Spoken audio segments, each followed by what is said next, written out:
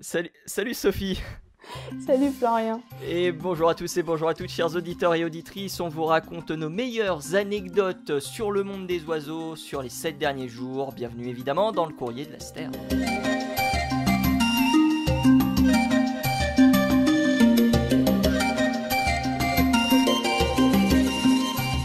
Comment ça va, Sophie ? Eh ben écoute, un petit peu fatigué, mais ça va bien. Prête à parler d'oiseaux. Ah bah tant mieux, effectivement. Moi aussi un petit peu fatigué. Je suis sorti d'une grosse sortie ornitho ce matin. Un petit peu fatigué également. Mais oui, effectivement, on va parler d'ornitho. Tu vas nous présenter quoi aujourd'hui, Sophie, de ton côté ? Puis je vais parler de moi après. Oh, bah j'avais envie de vous parler de vous faire voyager un petit peu et de vous parler d'oiseaux qui viennent d'Afrique. Eh On va bien, parler ouais. aujourd'hui des pique-bœufs. Ah, les fameux pique-bœufs, hein. Et moi, je vais vous Et parler des fous-de-bassans, pour le coup. oui, ça fait Je vais voyager vous aussi, ça tu me parler, diras. ça va faire voyager aussi. Je vais vous parler de la grippe aviaire chez les fous-de-bassans. Ça va déjà être moins, moins Ah, drôle. c'est moins drôle ça, mais tu me diras, c'est La grippe, d'actualité. Hein. ah bah la grippe aviaire, ouais, c'est de l'actualité, surtout cette année où vraiment on a eu un hiver. Alors je trouve en France, je sais pas vous de votre côté en Afrique du Sud comment ça s'est passé, mais on a eu un hiver chaotique au niveau de la grippe aviaire avec énormément d'oiseaux qui ont été impactés. On a eu Hmm. possiblement, alors je n'ai jamais lu les conclusions de cette étude, mais le petit pingouin ou le pingouin torda qui se posait dans les calanques de Marseille ou près des côtes qui auraient pu être touchés par ce virus. Hmm. Alors c'est pas spécialement très rare hein, que le petit pingouin ou le pingouin torda, c'est la même espèce, hein. Oui.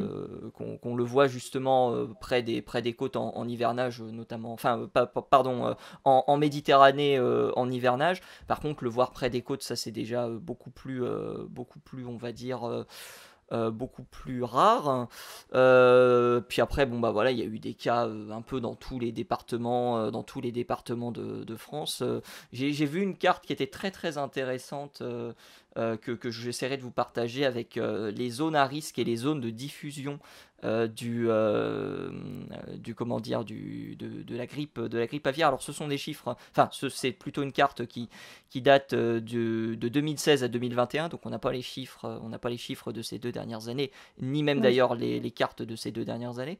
Et c'est assez marrant qu'on puisse voir en fait des corridors dans lesquels justement on a comment dire, des risques plus importants. Il y a notamment un corridor en basse vallée du Rhône qui va partir grosso modo de Lyon et qui va descendre jusqu'à Marseille.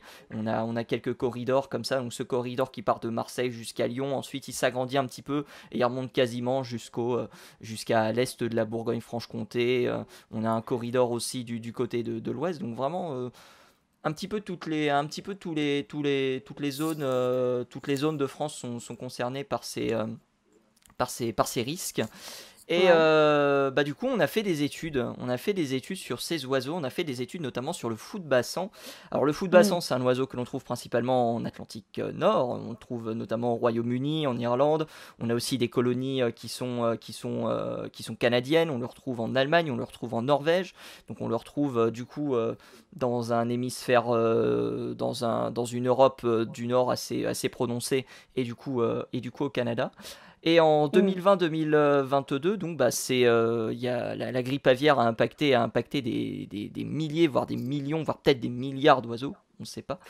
Ah, Et ça il y oui. a une étude qui a été réalisée, alors je ne sais plus qui l'a réalisée, je vais reprendre le nom des personnes qui sont citées. Il y a un paquet de personnes qui ont réalisé cette étude.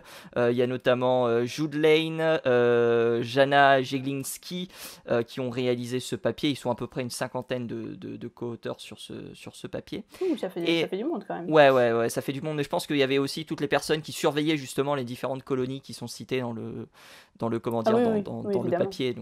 Hmm. Donc effectivement, ça fait du monde à citer. Et il s'avère que certaines de ces colonies ont été également impactées par la grippe aviaire. Il y avait des mortalités inhabituelles qui ont été enregistrées, parfois jusqu'à 75% du nombre total de colonies, ce qui est énorme. Oui, oui. Des oiseaux qui donc sont morts et testés positifs pour justement le virus de la grippe aviaire, donc H5N1. Sur ces 75% de décès, 58% sont associés justement bien, à ce virus. Et si je vous parle de ça, c'est parce que les chercheurs ont fait ont fait une découverte assez originale. Ils ont Ah, découvert que les fous de bassin, normalement, ont un œil qui est bleu. C'est un œil un peu, d'accord. c'est un œil un peu particulier. Mhm. Un œil donc qui est bleu. Et ils ont découvert que les oiseaux qui étaient touchés par cette grippe aviaire et qui survivaient avaient une iris noire.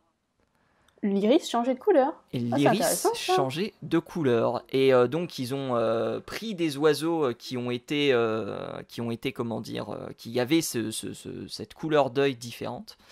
Et ils ont sur 8 oiseaux, 7 se sont révélés justement avoir des iris noirs parmi les oiseaux qui ont été testés positifs à la grippe aviaire.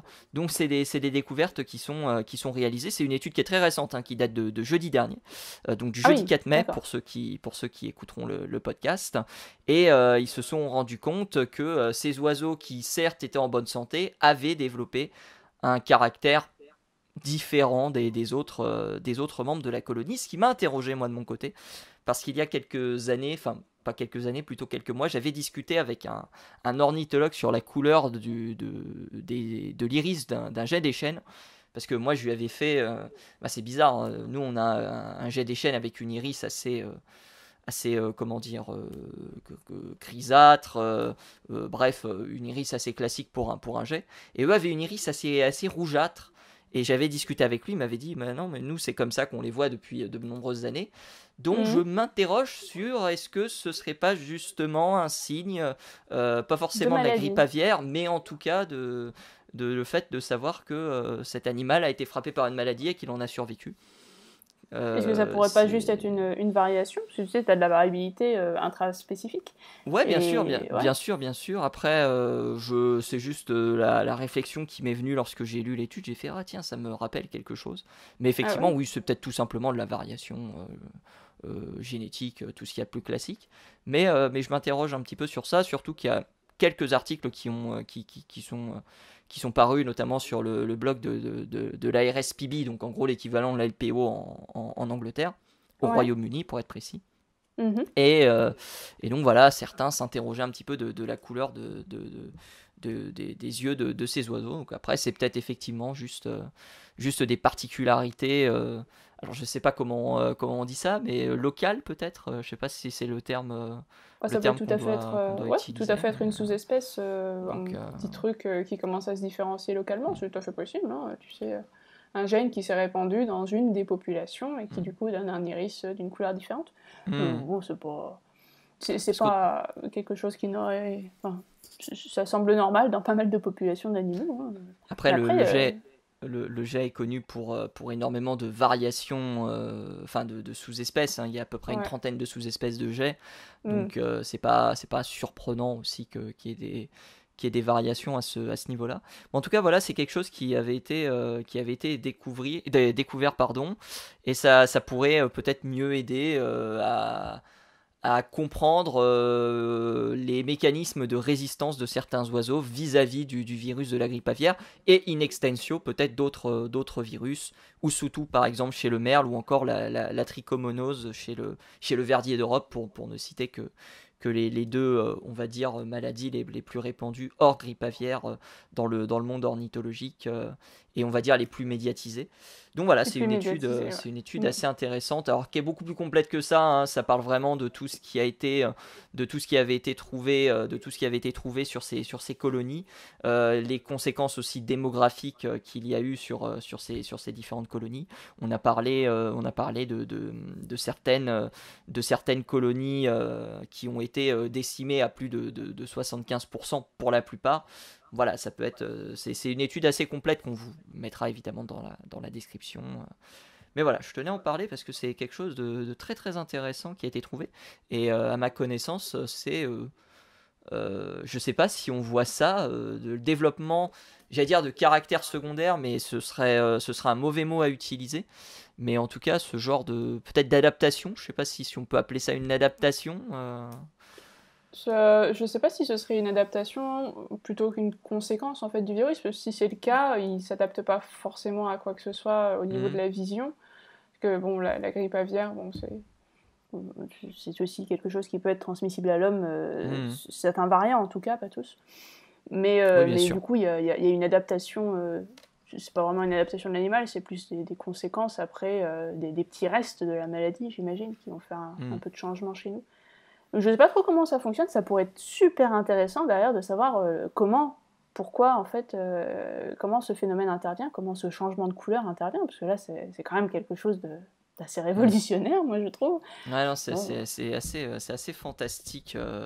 Mais ils le disent de toute façon que l'objectif ce serait voilà, de découvrir où est-ce que ça peut nous mener ce genre de découverte. Mais c'est mhm. quelque chose qui a été voilà, découvert très récemment, en tout cas est sorti très récemment, et vous pourrez retrouver l'étude, comme dit précédemment, dans le lien du podcast par rapport à ça. Et je rajoute évidemment que si vous avez connaissance de trouver des oiseaux qui sont victimes possiblement de la grippe aviaire, je dis bien possiblement parce que on ne peut pas déterminer avec un animal qui est décédé ou un animal qui est malade s'il est mort de la grippe aviaire ou s'il a la grippe aviaire. Surtout, Mm. vous ne le touchez pas, c'est extrêmement important de ne pas le toucher parce que, comme l'a dit Sophie, il y a certaines souches qui sont transmissibles à l'homme, donc c'est extrêmement dangereux.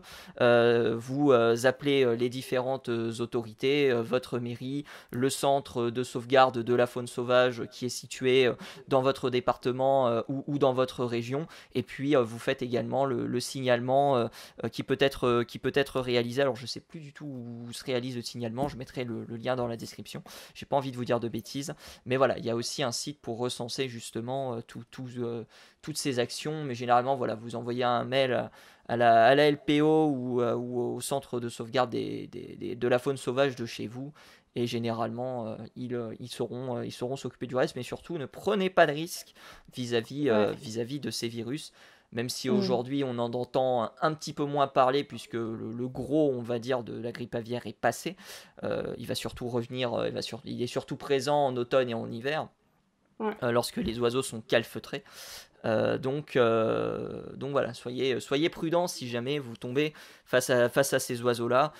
Ça peut être des mouettes, ça peut être des fous, ça peut être des pingouins, ça peut être plein de choses, hein. Ça peut vraiment être Ça se transmet un et peu à ça, tout, hein, vraiment. ouais, ça se transmet vraiment un peu à tout, et c'est très versatile, c'est-à-dire qu'on peut avoir vraiment 5 individus qui meurent au même endroit et les 25 autres individus qui se portent très bien. C'est quelque chose de très indécis, donc faites très attention si jamais vous êtes amené à manipuler. Non, si vous êtes amené à rencontrer ce genre de cas.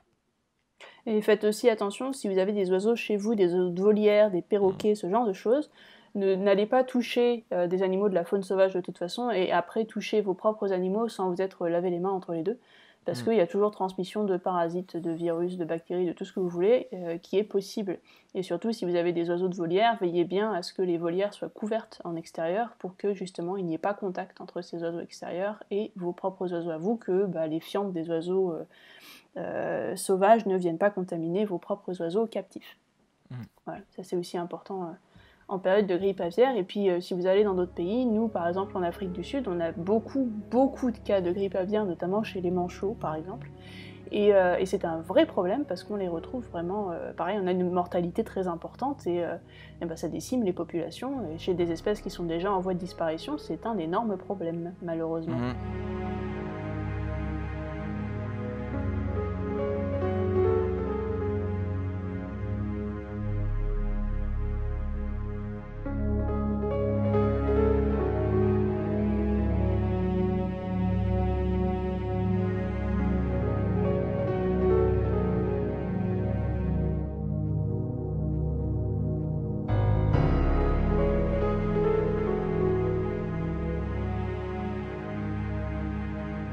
surtout. Alors, toi, tu vas pas nous parler de grippe aviaire, tu vas nous parler d'un autre sujet, tu vas nous parler d'un oiseau un petit peu particulier qui se pose sur les rhinocéros, c'est ça? Le rhinocéros, les zèbres, enfin bref, tous les trucs qu'il y a dans la savane en règle générale, les gnous, etc. Et c'est un oiseau qu'on appelle le pique-bœuf, ou pique-bœuf si vous préférez, Buphagus. Donc vous avez 2 espèces en Afrique uniquement, hein, exclusivement en Afrique, Buphagus africanus, qui est donc le pique-bœuf à bec jaune, et Buphagus erythrorhynchus, qui est celui à bec rouge. Bon, alors les deux ont plus ou moins le bec rouge, hein, c'est juste que celui qui est à bec jaune a le début du bec qui est jaune et le reste est rouge. Voilà pour la différence entre les 2 espèces. Et puis bon, leur aire de répartition est légèrement différente aussi, et la couleur générale du corps, hein, ils sont plus dans les tons brun-gris.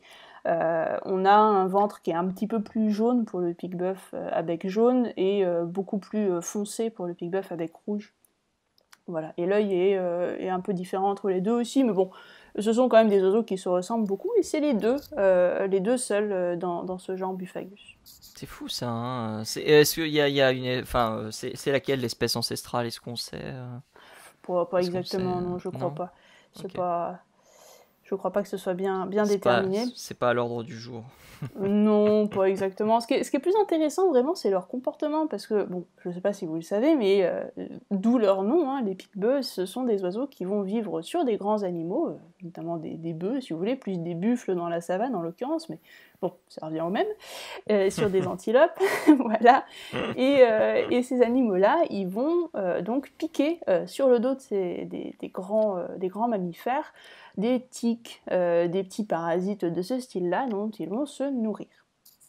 Et alors on a longtemps cru que ces pique-bœufs, il y avait une relation un peu symbiotique entre les grands mammifères et l'oiseau, qui venait les débarrasser des parasites, un peu comme on a cette vision de certains poissons nettoyeurs qui viennent nettoyer entre les dents de gros poissons qui eux sont plus carnivores, voilà, sans se faire manger eux-mêmes. On a plus cette vision-là d'une sorte de symbiose, si on veut. Mais là, en l'occurrence, il y a eu quelques publications qui sont sorties. Alors, ça fait déjà un moment, mais c'est vrai que c'est toujours bon à rappeler, je trouve, parce que j'ai encore eu, parmi mes connaissances, il n'y a pas si longtemps, regarde comme la nature est bien faite, ces oiseaux aident les grands mammifères à... Et sincèrement, je ne savais pas, hein. Moi, je pensais vraiment qu'on était aussi dans une relation... Alors, je savais ce que tu vas me raconter d'ici quelques instants, mais je pensais quand même qu'il y avait une relation mutualiste entre les deux. Et bah... Alors, en un sens, il y en a quand même une petite, parce que c'est vrai que c'est des oiseaux qui vont quand même manger des petites bestioles qui peuvent les embêter, qui peuvent les gratter, qui peuvent les piquer, les tiques, hein, par exemple, pour ne citer qu'elles. Mais c'est des oiseaux qui aussi, lorsque ces grands animaux ont des plaies ouvertes, vont entretenir la plaie et simplement en boire le sang. Ou manger les petites croûtes qu'il y a dessus, et voire même, dans certains cas, carrément ouvrir des plaies eux-mêmes. Incroyable. Et donc là, on est un peu sur du vampire, si on veut, sur des oiseaux vampires, si vous voulez. Alors, ils font pas ça tout le temps. Donc, il y avait une publication qui a été publiée en 2012. Alors bon, ça date un peu déjà, mais elle a été suivie par plusieurs derrière, qui avait été faite en Afrique du Sud, en l'occurrence, et qui avait testé des groupes de pique-bœufs en captivité cette fois-là, et qui leur avait proposé différents régimes alimentaires pour voir lesquels ils préféraient. Alors, à la fois des régimes alimentaires sans animaux, c'est-à-dire qu'on leur avait présenté un plateau avec du sang d'un côté et des tiques de l'autre. D'accord. Et puis après, on les avait mis sur des animaux, c'était notamment des ânes, il me semble, où on avait dessus attaché une boîte avec des tiques qui étaient gorgées de sang ou non, d'ailleurs, en fonction des cas, et on les avait laissé faire leur boulot, hein. Vous mangez soit les tiques, soit vous allez vous attaquer l'animal directement. Et c'est ce qui s'était passé. C'est-à-dire que dans pas mal de ces expériences, en fait, l'oiseau avait soit consommé du sang, mais aussi des tiques, hein, à parts égales, certaines fois, soit était allé directement piquer sur l'animal et rouvrir des plaies lui-même et boire le sang, quoi, et avait laissé tomber les tiques. Incroyable. Et oui. Et alors, bon, plusieurs conclusions à cette étude, qui est quand même assez incroyable. Les pique-bœufs sont des enfoirés. C'est une bonne première conclusion, exactement. Exactement. Et, l'une des conclusions de cette étude, c'est que, bon, après avoir analysé la composition du sang et des tiques, ils en avaient déduit que, bon, l'oiseau ne pouvait pas juste boire du sang ou juste manger des tiques. En fait, il avait besoin des deux. Le sang, c'est pratique parce que c'est une denrée qui est facilement accessible. t'as pas besoin vraiment d'aller chasser sur l'animal, tu bouges pas trop, tu dépenses pas d'énergie en fait pour aller choper le sang, c'est pas très compliqué. Donc tu peux simplement rester sur ta bestiole, tu picotes un peu, tu bois le sang, hop, t'es tranquille. Mais par contre, c'est pas facilement assimilable parce que, notamment, c'est plein d'eau. Les pique-bœufs sont pas forcément adaptés à ce régime alimentaire qui est plein d'eau, donc ça veut dire qu'ils doivent se débarrasser de cette eau assez rapidement. Donc ils avaient des différences au niveau des fientes qu'ils faisaient quand ils buvaient seulement du sang. Et puis, la composition n'est pas la même, c'est-à-dire que dans les tiques, vous allez trouver plus de composants comme du sélénium, par exemple, plus de calcium aussi, qui sont très importants lors de la reproduction, pour le développement de l'embryon, et puis pour la construction de la coquille, tout simplement. Évidemment. Donc les femelles Buphagus vont plus se concentrer sur des tiques. Et puis il y a une préférence aussi en fonction du type de tique, hein. Il y a différentes espèces, et puis il y a aussi des tiques qui sont gorgées de sang, et celles qui ne le sont pas. Donc voilà, il y a aussi une préférence à ce niveau-là. Et donc c'est pour ça que ces animaux doivent de toute façon consommer des tiques, mais ils peuvent aussi décider un jour ou l'autre de boire seulement du sang ce jour-là, parce que c'est plus facilement accessible. Voilà, tout simplement. C'est vraiment une question d'accessibilité. Alors, parce qu'il y a quand même la réouverture de la plaie dans certains cas, ce qui doit poser quand même pas mal de problèmes, non? C'est pas très compliqué pour eux parce qu'ils ont un bec qui est très dur, qui est assez large en fait comparé à leur taille, et qui est vraiment très dur et qui est tout à fait capable de réouvrir une plaie en quelques coups de bec, hein, simplement. D'accord. Ouais, non, c'est assez... Le bec des oiseaux, c'est généralement assez coupant aussi, hein, surtout là on est sur un oiseau qui est de la taille d'un merle plus ou moins, donc c'est quand même déjà une jolie petite bête, et ils n'hésitent pas, hein, ils ont un bon gros bec et ça coupe bien. Vraiment. Donc voilà, donc tout ça pour dire que cette image du pique-bœuf qu'on pense être une relation symbiotique avec ces grands mammifères africains, où on les voit souvent se balader sur le dos des zèbres, hein, j'ai pas mal de photos comme ça, et en fait c'est pas tout rose non plus, et on a en fait des animaux qui profitent de la situation. Alors on pense aussi qu'ils mangent aussi quelques tiques parce que sinon les grands herbivores finiraient par se dire de toute façon ils viennent que boire le sang, c'est pas la peine qu'on les garde, donc on peut les dégager. Donc tu vois, il y a aussi cette relation qu'ils sont obligés de maintenir d'une certaine manière pour survivre dans ces cas-là, parce que c'est quand même leur source de nourriture. Donc il y a aussi pour ça qu'ils continuent à manger les petites bestioles et les tiques, j'imagine. On avait pensé aussi, fut un temps, qu'ils buvaient le sang dans les plaies ou qu'ils mangeaient les petits bouts de peau qui commençaient un peu à se nécroser autour de la plaie, et qu'en fait ça aidait à refermer la plaie. Et donc cette relation finalement de symbiose était tout à fait justifiée, même lorsqu'ils allaient s'attaquer aux plaies.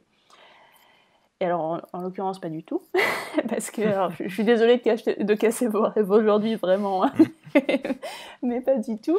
Ils ont fait aussi l'expérience, et il se trouve que en laissant des animaux qui avaient des plaies, hein, ça arrive régulièrement dans les troupeaux, en laissant des animaux avec ou sans ces oiseaux, les plaies se refermaient finalement plus vite lorsque les oiseaux n'étaient pas là, et de meilleure manière, parce que les oiseaux ont tendance aussi à réouvrir les plaies lorsqu'elles se referment, et donc à ne pas encourager la cicatrisation. Et ça, c'est embêtant. Donc ça n'aide pas non plus à nettoyer les plaies des petites larves de mouches qui peuvent s'y mettre, par exemple, hein. On est en milieu africain, donc on est quand même sur un milieu assez chaud, donc ça arrive aussi dans les plaies, et en fait ça n'aide pas non plus à nettoyer les plaies, hein. On a plus ou moins la même quantité de larves de mouches d'un côté et de l'autre, avec ou sans oiseaux, donc c'est un autre... ça ne marche pas si bien que ça finalement. Donc on est plus sur une relation de parasitisme avec ces pique-bœufs qu'une relation de... Ah, je t'entends pas très bien. Ah, ça y est, je t'entends. Ouais. C'est mieux. Oui, je voulais poser une question vis-à-vis des plaies ouvertes. Quand est-ce que les oiseaux décident d'abandonner justement une plaie? C'est-à-dire, ils ont puisé assez de sang et ils s'en vont, quoi. Alors, c'est pas spécial. Je crois que ça n'a pas été étudié à ce niveau-là. J'ai pas lu grand-chose là-dessus, malheureusement. Faudra que je me documente un petit peu plus à ce propos. Non, c'était pas précisé, malheureusement. Je relis rapidement. Hélas. Moi, ça me fait penser à un autre oiseau qui est le géospise à bec pointu, que tu connais peut-être. Ah, non, qui est un oiseau des Galapagos, qui fait la même chose. Sauf que lui, il fait la même chose sur des oiseaux, principalement des oiseaux marins. D'accord. Et lui, il fait ça dans une zone assez spécifique du plumage, puisqu'il fait Ah, ça vers les glandes d'huile. ah oui, ok. Donc, Uniquement là. ouais, bah uniquement là, en tout cas, je retrouve vite fait un article parce que je me rappelais plus du nom de l'oiseau. Mais donc, je me souviens effectivement d'être tombé sur ce géospice du coup, qui est un oiseau un peu particulier également. Alors, il attaque des oiseaux, il attaque aussi quelques autres animaux, comme des iguanes par exemple. Ah, les iguanes aussi. Et ouais, il se pose effectivement sur des iguanes. Donc, D'accord. donc voilà, c'est assez Ah, c'est marrant. Alors intéressant. apparemment sur les iguanes, ce serait plus du mutualisme pour le coup. Mais comme on a vu il y a quelques instants que le mutualisme du pic-buff était très vite remis en question, il se peut que le mutualisme du géospiz à bec pointu vis-à-vis de l'iguane soit remis en question aussi. Euh, on verra ce qu'il en sera. Hélas. Mais donc voilà, c'est assez intéressant. Alors je sais pas pourquoi il pique à l'endroit où il y a la glande uropygienne, je pense, hein, si je Oui, dis c'est pas de ça. bêtises. C'est ça, c'est ça. Mais il y a peut-être effectivement des gains de comment dire, de certaines Bah, c'est du de gras, la glande uropygienne, donc ouais. j'imagine que c'est pas mal niveau gain énergétique, ça peut être très bien, hein, je Hmm. suppose. Je sais pas si c'est peut-être assimilable pour lui, qui sait. Qui sait. Bah Mais ouais. en tout cas, fin d'épisode. On a appris encore plein de choses. Donc les pig buffs ne sont pas les amis des buffs, du coup, des rhinocéros. Les bœufs, des rhinos, de tout ce qu'il y a. Ils arrivent aussi à percer. Ah, bah d'ailleurs, petite anecdote intéressante, ils arrivent à percer la peau des rhinos aussi, hein. Alors, faut savoir, la peau de rhino, c'est quand même quelque chose qui est assez costaud, hein. On n'est pas sur un petit truc tout fin. Incroyable. Voilà, donc c'est pour vous donner une idée de la force de ce petit bec qui est capable d'aller percer de la peau de rhino et d'en boire le sang si ça lui chante. Et de toute façon, si ça vous intéresse, on mettra les liens de l'étude dans la description. Évidemment. Enfin, ça vous parlera de tout ça bien plus en détail. On se retrouve la semaine prochaine pour un nouvel épisode du Courrier de la Sterne. On espère que celui-ci vous a plu. En attendant, vous pouvez nous retrouver bien évidemment sur YouTube, sur Spotify, sur Deezer si jamais vous nous écoutez sur YouTube et inversement si vous nous écoutez sur les plateformes de streaming. On est également sur PodCloud pour centraliser le tout. Vous pouvez également suivre le Courrier de la Sterne sur Twitter @cdls. Et nous, Sophie, on se retrouve la semaine prochaine pour un nouvel épisode du Courrier de la Sterne. D'ici là, portez-vous bien et salut à tous et salut à toutes. Salut à tous.